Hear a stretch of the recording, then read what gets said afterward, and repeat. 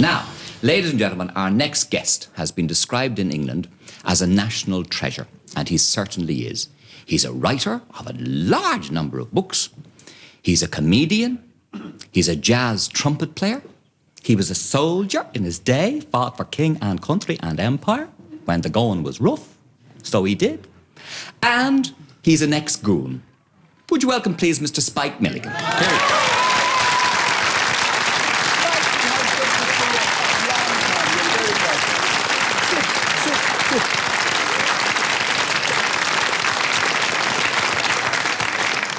Spike has just published War Biography Volume 5, and it's called Where Have All the Bullets Gone?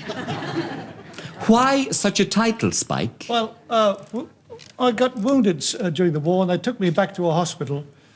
And when I came to, it was all lovely and quiet, and the stuff wasn't flying around. And next to me was a Scots guardsman who'd been wounded as well. And he said, "Here, Jamie, where have all the bullets gone?" I never forgot that, so I thought it was a funny title. And Somebody's got to laugh at it. And why were you in this camp, Spike? Why were you brought? Sorry. Why were you brought back to this camp? Still doing the same old job. The same old job, yes. Aren't I terrible to him? Yeah. I'll be nice. No, I'll be nice. Okay, come on, all right now. Why were you brought back to this camp at this time? What year are we talking about now? 1940? 1944. Oh, I see. 44, sir. Yes. Yes. And why were you brought back to this camp? I was bomb happy. I'd become Have you seen One Flew Over the Cuckoo's Nest? Yes. Well, this was like 500 of them, you know. They're all like this. And I was one of them, and they didn't know what to do with us because we were all strange, you know what I mean? Guys were lying under. When in the hospital I was in, one guy was winding up his bed every night. It seemed funny at the time. I suppose it was very sad. Yeah. And were you in shock, Spike? Were you sick? Oh, yes. Yes, I'm gradually coming out of it. But how bad were you, and how bad were the other fellas? Well, we were all very badly. Yes, we were all shell-shocked. They're called battle fatigue. Yes. That means that you're fed up with fighting. And I was really bloody fed up with it. I'd had enough of it. Yes. And so they put us in this camp, and they gave you all tranquilizers. For early days of tranquilizers. Yes. And you went around like zombies.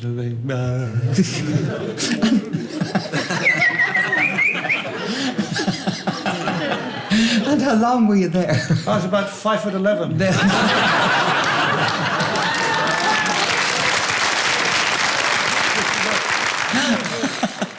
Now, Spike, you keep on saying that you're Irish. Yes, I am Irish. I've got an Irish passport. Have you? Yes. Still? Yes. You told me that years ago, and I didn't believe you, but you still have. My real name is O'Mela Goin. That's my real name. Get off. Get off what? And what I've never been on the stuff. What are you talking about? What does O'Mela Goin mean? Get off that stuff. I'll be all right. What does O'Mela Goin mean? It means the small bald one. What can I do about it? It's the truth. It's the truth, I tell you. You must believe me. Who are these people? What are they doing and was your father a small bald man? Are they all homeless? Was your father a small bald man? He was bald, yes. Yes. He went bald, yes. And he wore a wig all his life. And I used to wonder why I always used to listen out for gale warnings.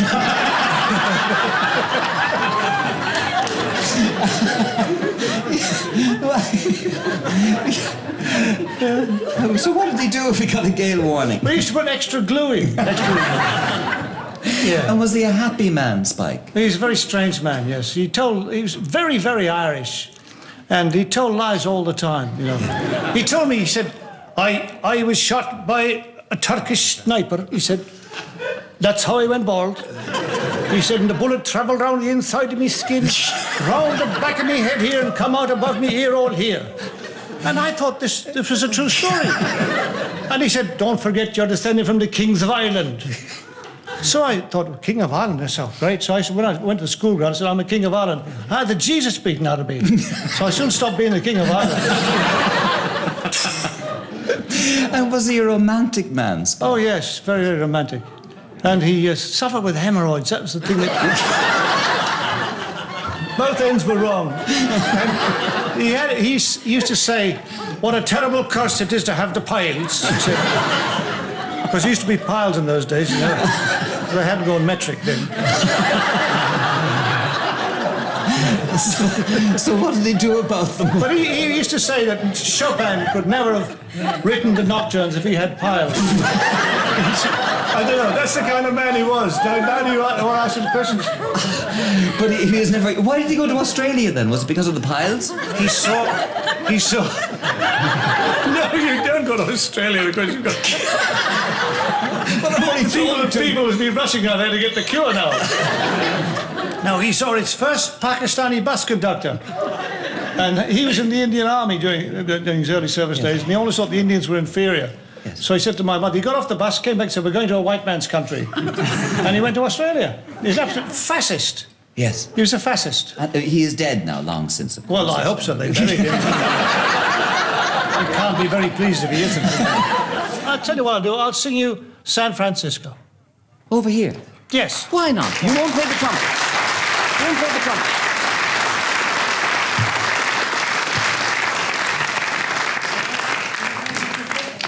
That's Dick, and that's Spike.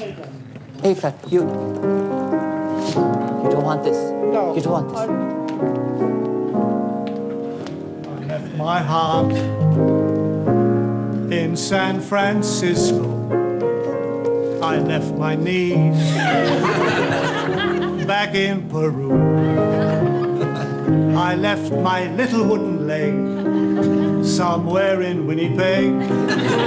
I left my wig in Dublin Zoo.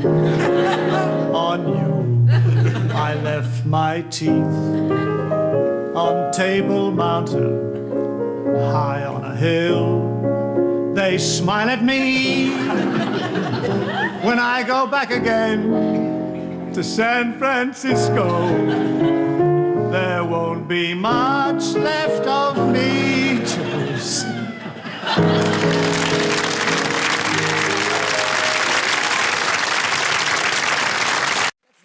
I know that Spike Milligan, down through the years, was very fond of The Late Late Show, and we loved having him as a guest.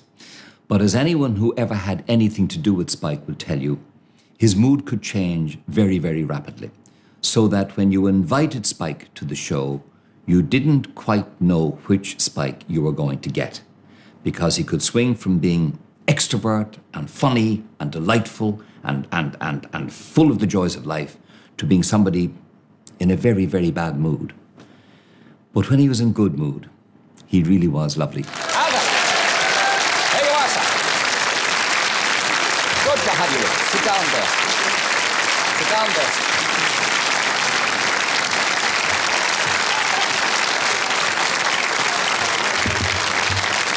It ends with magic, Spike. It ends with magic. Your daddy, tell me about him. Why did he have an obsession about Robinson Crusoe, Spike? He's a very solitary man. He was born in Sligo, where people were very far and few between.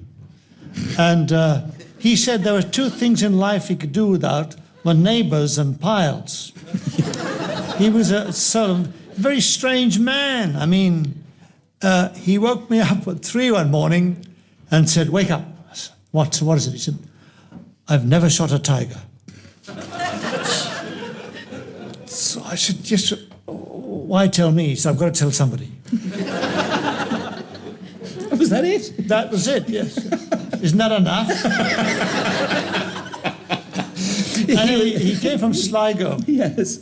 And there's lovely stories from Sligo. It used to be quite a populous cattle town. It's a very small, dying town now. What, Sligo is? Yes. You're joking. Well, it's been revived by artificial means then.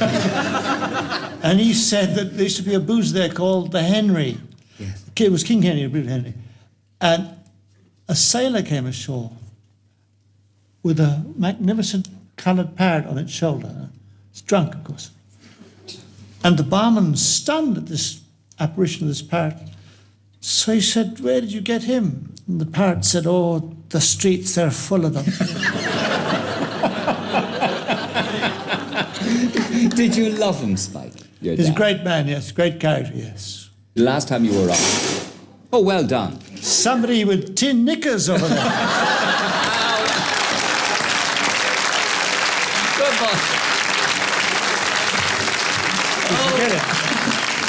We're sharp tonight, are we not? We're He's sharp. explaining that to her over there. You are unique in every way, Spike. Believe me, you are.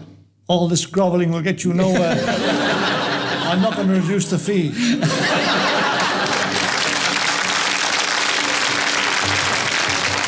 When you say you were a very gentle chap, Yes. and you know you were very upset when you had to go into the army.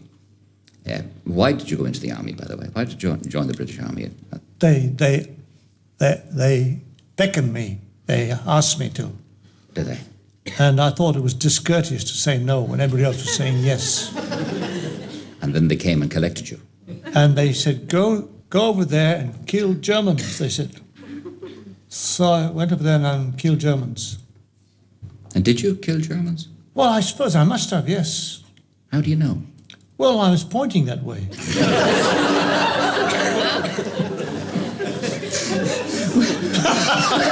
A ridiculous question. That's a ridiculous answer. But I didn't know, Spike, that you ever actually picked up a gun and shot at somebody, you see. I thought you were behind the lines somewhere. Well, no, I was an OP signaller. We were right up the front. Here comes the fellow with the box to kick the lights. Does your mother know you're doing that kind of secret work? Yes, well, we were attacked sometimes. We were in the front line. Yes. And these Germans used to come up in the moonlight, linked arms, singing Deutsches über alles. Yes.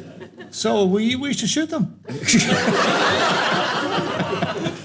It was the only thing we could do. I tried talking to them.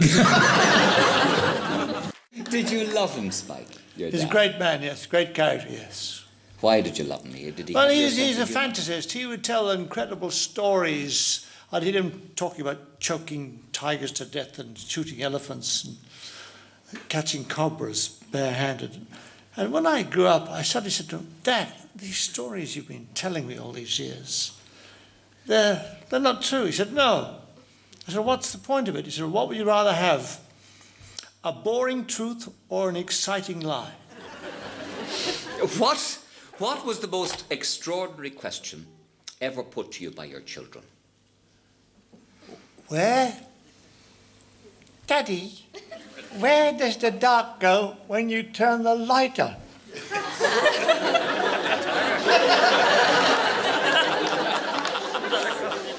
I had more fantastic story about children is the week before Christmas, and my daughter Seeley, Irish name, came running and crying, "Ah, ah, ah, ah." I said, what is it? Who is he? I'll make him marry you. She said, Sean says, that's my son, he's a monster. Yes. Looks like porridge on legs. She said, Sean says there's no Father Christmas.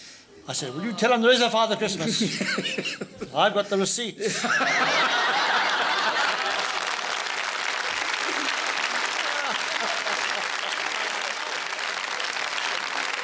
So she went away quite happy. But on Christmas Eve, when my wife went upstairs to put the toys at the bottom of the bed, we found a note beside her bed. She was 6. I think roughly the wording was, Dear Father Christmas, my brother Sean doesn't believe in you, so when you come tonight, belt him. P.S. There's a hammer under my bed. Would have thought that 3 pens in the top pocket, Spike, might have been a little excessive, perhaps.